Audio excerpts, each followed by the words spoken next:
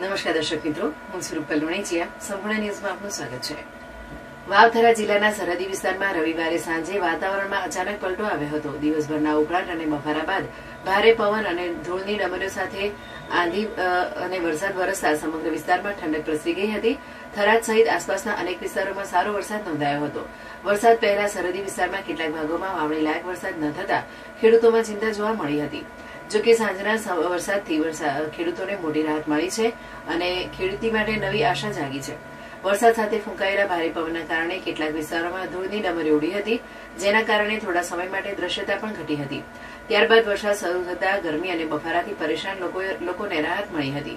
ખેડૂતોએ જણાવ્યું હતું કે વરસાદથી ખેતરોમાં ભેજનું પ્રમાણ વધશે અને વાવણીની કામગીરીને વેગ મળશે. જો આગામી દિવસોમાં પણ સારો વરસાદ ચાલુ રહેશે તો ખરીફ પાક માટે અનુકૂળ પરિસ્થિતિ સર્જાશે.